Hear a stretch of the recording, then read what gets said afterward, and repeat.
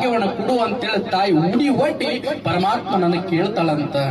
ಅವಾಗ ಪರಮಾತ್ಮ ಹೇಳ್ತಾನ, ನೋಡವ ನಿನಗ ಸಂತಾನ ಭಾಗ್ಯ ಬೇಕಾಗ್ಯದಲ್ಲ, ನಿನಗೆ ಆಶೀರ್ವಾದ ಮಾಡ್ತೀನಿ, ಆದ್ರೂ ಒಂದು ಕಂಡೀಷನ್ ಐತಿ ಅಂತ ಹೇಳ್ದ.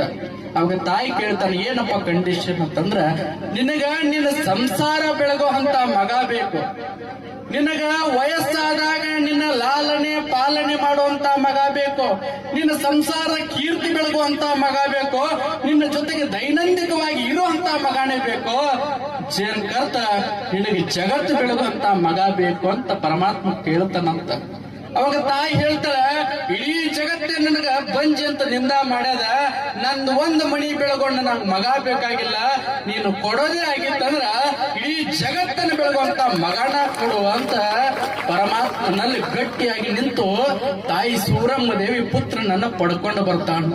ಅವಾಗ ಪರಮಾತ್ಮ ಅಷ್ಟಕ್ಕ ಬಿಡಂಗಿಲ್ಲ, ಮತ್ತೂ ಒಂದು ಕಂಡೀಷನ್ ಇಡ್ತಾನ, ನಿನಗ ಜಗತ್ ಬೆಳಗ ಮಗ ಬೇಕಾಗಿದ್ದಂದ್ರ ಹುಟ್ಟಿದ 3 ದಿವಸಿಗೆ ಮಣಿ ಬಿಟ್ಟು ಹೋಗ್ತಾನ ಅಂತ ಹೇಳ್ಬಿಟ್ಟು. ತಾಯಿ ಹೇಳ್ತಾಳ, ಹುಟ್ಟಿದ ದಿನಾನೇ ಮಣಿ ಬಿಟ್ಟು ಹೋದ್ರು ಚಿಂತಿಲ್ಲ, ನನ್ನ ಮಗ ಹುಟ್ಟ್ಯಾನ ಅನ್ನುವಂತ ಸುದ್ದಿ ಜಗತ್ತಿಗೆ ಗೊತ್ತಾಗಬೇಕು, ಜಗತ್ತಿಗೆ ಬಂದಿರೋ ಕಂಟಕ ಅದು ನನ್ನ ಮಗ ಬಗೆಹರಿಸಬೇಕು, ಅಂತ ಮಗನನ್ನ ಕೊಡು ಅಂತ ಹೇಳಿ ತಾಯಿ ಸೂರಮ್ಮ ದೇವಿ ಪರಮಾತ್ಮನಲ್ಲಿ ಹಠ ಹುಟ್ಟಿ ಪಡ್ಕೊಂಡು ಬರ್ತಾಳವ ಬೀರಲಿಂಗೇಶ್ವರನನ್ನ. ಇಡೀ ಜಗತ್ತಿನೊಳಗ ಪವಾಡ ಮಾಡಿರ್ತಕ್ಕಂತ ಪವಾಡ ಪುರುಷ ಹೆಂಗ್ ಅದಾರ ಅಂತ ಕೇಳಿದ್ರ, ಭೂಮಿಗೆ ಹುಟ್ಟಿ ಬಂದ ಮ್ಯಾಗ ಪವಾಡ ಮಾಡ್ತಾರ. 18 ಶಾಸ್ತ್ರ ಪುರಾಣಗಳು ತೆಗೆದು ನೋಡಿದಾಗ ಯಾರೇ ಪವಾಡ ಮಾಡಬೇಕಾಗಿತ್ತಂದ್ರ ಭೂಮಿ ಮೇಲೆ ಹುಟ್ಟಿ ಬಂದ ಬಳಿಕ ಪವಾಡ ಮಾಡ್ತಾರ. ಆದ್ರೆ ನನ್ನಪ್ಪ ಬೀರಪ್ಪ ಹಂಗಲ್ಲ, ತಾಯಿಯ ಗರ್ಭದೊಳಗಿದ್ದಾಗ ಪವಾಡ ಮಾಡಿರ್ತಕ್ಕಂಥವನು ಇದ ನಿಮ್ಮೂರೊಳಗಿರ್ತಕ್ಕಂಥ ಬೀರಲಿಂಗೇಶ್ವರ ಬಂಧುಗಳು. ಆ ನಾರಾಯಣನಿಗೆ ಹೊಟ್ಟಿ ಕಡಿತಿರ್ತದ, ಆಗಿ ಉಗ್ರವಾಗಿರ್ತಕ್ಕಂಥ ತಪಸ್ಸನ್ನ ಮಾಡಿ ಆ ಪರಮಾತ್ಮನಿಂದ ಹೊರ ಪಡ್ಕೊಂಡು ತಾಯಿ ಬರ್ಲಿಕ್ಕತ್ತಾಳ.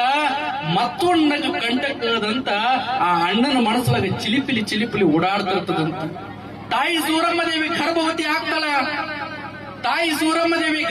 ಆಗ್ತಾಳ. ಆ ಕಳವಿ ನಾರಾಯಣ ಆ ಕೂಸಿನ ಹೊಟ್ಟೆಯಾಗಿರುವಾಗಲೇ ಹೆಂಗರೆ ಮಾಡಿ ನಾನು ಕೊಲ್ಲಿಸಬೇಕು ಅಂತ ಸಂಚ ಆಗ್ತಾರ.